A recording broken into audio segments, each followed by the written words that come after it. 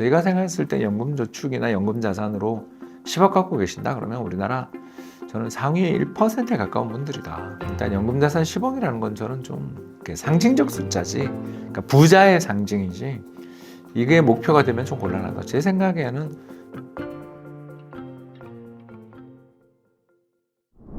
안녕하세요. 이코노미스트 홍춘욱입니다. 오늘은 재미있는 주제를 갖고 이야기해 보려고 하는데요. 연금 부자 되는 법에 대해서 오늘 이야기해 보려고 합니다. 김PD님 안녕하세요. 안녕하세요. 구독자 여러분들이 개인연금을 운영하는 방법에는 어떤 종류가 있을까요? 세 가지가 있는데 그냥 개인연금 저축만 하시는 게 좋습니다. 일단 뭐 여러 가지 다양한 그런 수단들이 있는 건 알고 있는데, 개인연금에서 연금 저축도 있고 연금 보험도 있고 뭐 그럴 텐데요. 근데 그냥 연금 신탁은 이제 안 파는 걸로 알고 있고요. 그래서 그거는 일단 논외로 하고 보면 그냥 연금 저축만 하신다고 생각하십시오. 연금 보험은 저는 개인적으로 추천하기 어렵습니다. 뭐 이거 오랫동안 가입하면 뭐 절세 혜택이 있고 상속세가 어떻고 하는데, 그건 죄송한데 이제 사업비를 신경 쓰지 않아도 되는 진짜 부자들. 근데 그런 부자들이 또 이거를 왜 씁니까? 아까 이야기한 것처럼 법인 만드는 게 쉬운데, 저는 좀 그렇게 생각을 하고요. 그렇기 때문에 개인연금은 그냥 개인연금 저축, 연금저축, 또 연금 펀드 이렇게 운용을 한다라고 그냥 생각하시고요. 아무튼 연금저축 보험은 저는 비추. 이걸 했다, 엄청 부자이거나 죄송하지만 수수료 구조에 대해서 관심이 없는 분이다, 이렇게밖에 말씀을 못 드리겠다 생각합니다. 보통 연금 자산이 한 10억 정도 되면 안정적인 노후를 보장해 준다고 하는데 10억이라는 숫자가 맞을까요? 과하게 많은 거죠. 이 정도 되시는 분들은 우리나라 상위 10% 아니면 그 안쪽이겠죠. 저희가 생각했을 때 연금저축이나 연금자산으로 10억 갖고 계신다 그러면 우리나라 저는 상위 1%에 가까운 분들이다. 시청자분 중에 물론 상위 1%도 많이 계시겠지만 그렇지 않은 분들도 많을 테니까, 일단 연금자산 10억이라는 건 저는 좀 상징적 숫자지, 그러니까 부자의 상징이지, 이게 목표가 되면 좀 곤란하다. 제 생각에는 4억에서 5억도 굉장한 연금 부자다. 이 정도면 거의 노후 걱정하시는 거는 필요 없고, 또 그걸 갖고 노후가 어떻고 저떻고 하시는 분을 만나면 이 사람 마케터구나, 나한테 뭔가를 가입시키려고 이렇게 충동질하는 거구나라고 생각하셔도 됩니다.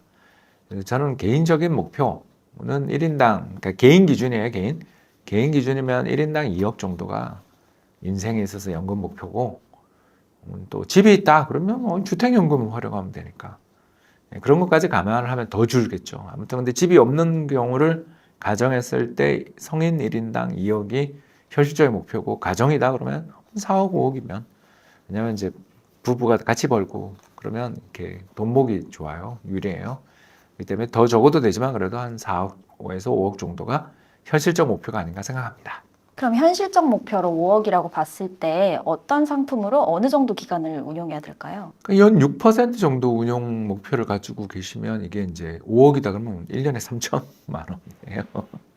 이게 굉장히 큰 돈인 게, 왜냐하면 우리나라 중위값 소득이, 우리나라 그러니까 1등부터 100등까지 있으면 50등 해당되시는 분의 소득이 그 또 대부분 또 젊은 분들일 거 아니에요. 우리나라 평균 중위 그 연령이 40대니까. 근데 그분이 연 3천이거든요. 그러니까 연금 수령액만 3천이다라는 건 엄청난 거잖아요. 특히 나는 애들한테 물려줄 생각이 없어요. 애가 없어요. 뭐 이런 분들은 인출을 더 해도 되잖아요. 그러니까 한 7% 정도나 8% 정도로 목표로 해서 더 공격적으로 운용도 하시면서 원금도 또 수익이 많이 난 해에는 좀 빼다 쓰고 뭐 이렇게도 운용이 가능하거든요. 그렇기 때문에 현실적인 목표는 저는 5억, 4억이다 그러면 굉장히 부자다. 여기에 국민연금 나올 거 아니에요. 그렇지 않습니까? 그 국민연금까지 나온다라고 가정하면 그 국민연금 이런 분들, 개인연금 갖고 계시는 분들이 국민연금 월 100은 일단 다 나온다고, 100 이상 나온다고 봐야 되거든요. 이러면 여기에 이제 4천 정도, 5천 정도가 되는 거니까 너무 풍족한 돈이어서 1년에 뭐 여행도 다니지, 그것도 한두 번이지. 특히 나이 70 넘어서 여행 다닐 거라고 생각하시는 분 없잖아요. 되게 힘들거든요. 편찮으신 분 많고, 여행 가셔서 편찮으신 분 많잖아요, 어르신들. 그런 걸 생각하면 나중에 이제 병원비로 쓴다 그러면 그때는 원금을 인출했으면 되잖아요. 간병인 비용을 제가 좀 알아본 적이 있었는데 한 달에 한 400만 원 가까이 되는 간병인 비용을 부담해야 되는 경우가 있더라고요. 근데 그런 분들은 70 넘었잖아요. 뭐 얼마를 더 산다고 원금을 꼭 유지해야 돼요? 그렇지 않습니까?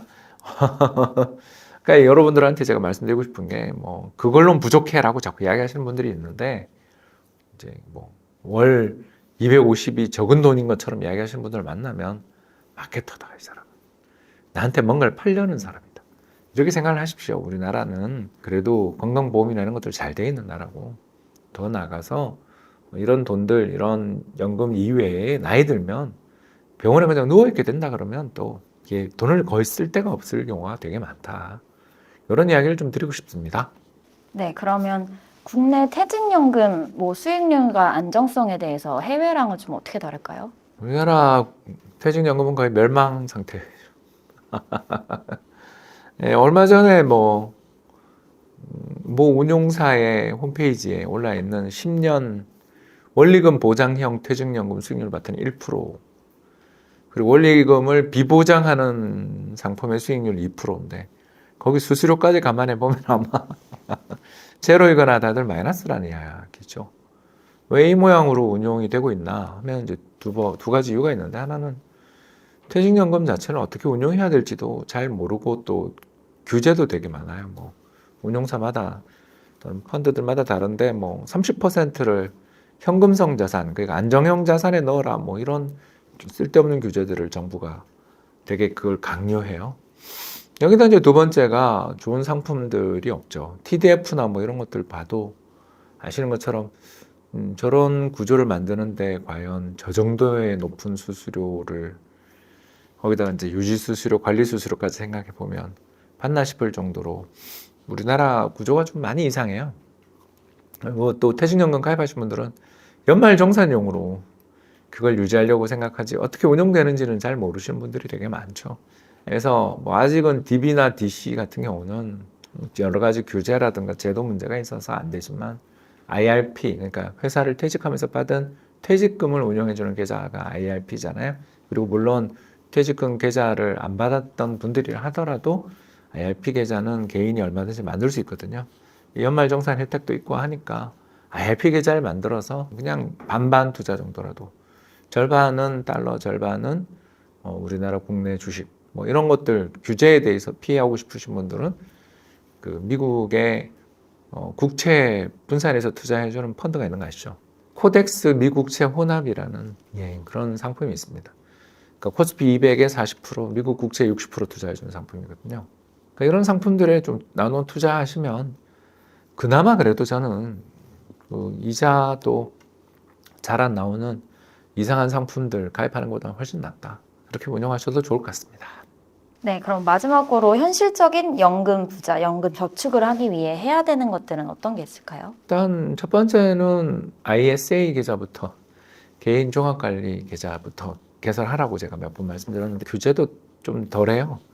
그래서 이거 제일 먼저 가입하시는 게 좋고요. 두 번째가 개인연금 가입하라고. 그래서 개인연금은 보험 말고 펀드 쪽으로 좀 가입하셨으면 좋겠고요. 거기 가입하셔서 아까 이야기한 것처럼 반반 투자라도 좀 시작하셨으면 좋겠다. 그리고 이제 마지막이 이제 IRP 계좌인데요. 이 IRP 계좌가 제일 규제가 좀 심하기 때문에 제가 이제 마지막으로 이야기를 하는 거고요. 순서는 개인 성향에 따라 다른데 일단 그래도 저는 ISA 계좌부터 일단 없다면 무조건 만들어라. 그리고 ISA 계좌가 작고 목표가 됐다라면 그 다음이 개인연금 쪽으로 가는 것도 나쁜 선택은 아닌 것 같다. 이렇게 생각을 합니다. 왜 개인연금이 후순위냐면 해지할 때 세제 혜택이 워낙 크다 보니까 해지할 때 아시는 것처럼 55세 딱 돼서 연금 개시하면 괜찮은데 그 전에 무슨 일이 생겨서 해지할 때 좀 많은 비용을 지불하는 것 때문에 그렇습니다. 사실은 저도 참 부끄러운 과거가 있거든요. 정말 그런 상품인지 모르고 가입한 적도 있고 그리고 또 손해보고 해지한 적도 있어요. 이런 여러 가지 경험을 가지고 있다 보니까 여러분들한테 좀 잔소리 비슷하게 오늘 방송을 촬영한 것 같아서 죄송하고요. 여러분들은 저처럼 이렇게 젊을 때 특히 어처구니 없는 실수를 저질렀던 저와 같은 그런 실수를 반복하지 않기를 바라는 마음 가지며 오늘 동영상을 만들어 보았습니다. 지금까지 경청해 주셔서 대단히 감사합니다.